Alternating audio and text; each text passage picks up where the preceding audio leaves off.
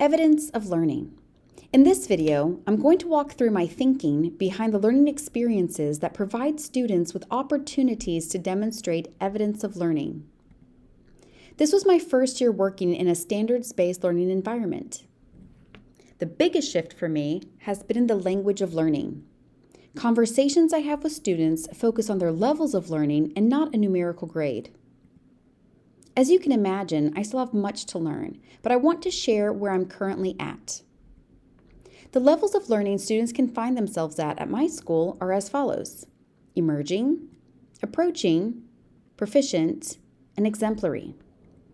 As I consider these levels of learning, I ask myself the following question: what opportunities, learning experiences, am I giving students to cultivate understanding and demonstrate mastery? How am I intentionally crafting these experiences efficiently?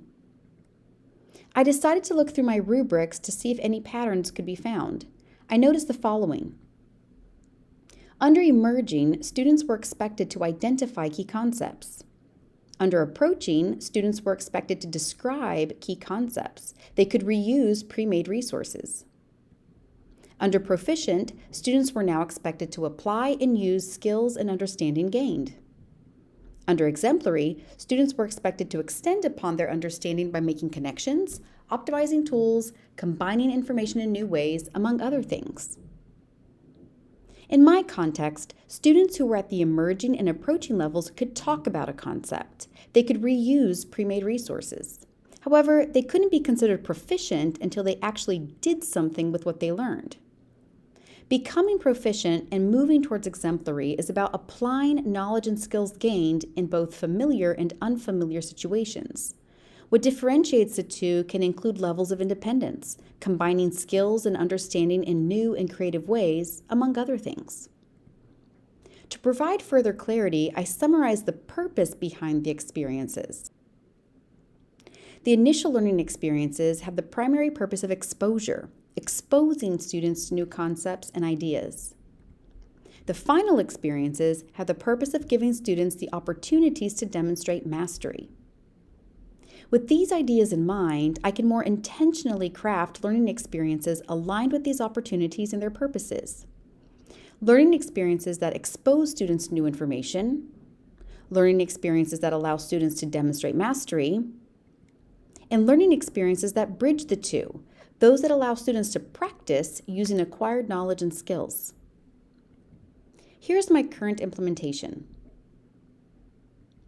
Opportunities that expose students to new content can include videos, guided notes, Edpuzzle interactions, reading, exploratory activities, etc. Learning experiences that give students the opportunity to practice using acquired knowledge and skills will look different. In my case, these include sandbox programming, CodeHS exercises, and AP topic questions. And finally, opportunities for students to demonstrate mastery can include full unit progress checks, and in my case, AP CSA labs. Having a clear understanding of your learning experiences can lead into a conversation about grading. Grading is complex. We know there is no one right way to grade, as different schools have different policies, philosophies, and expectations.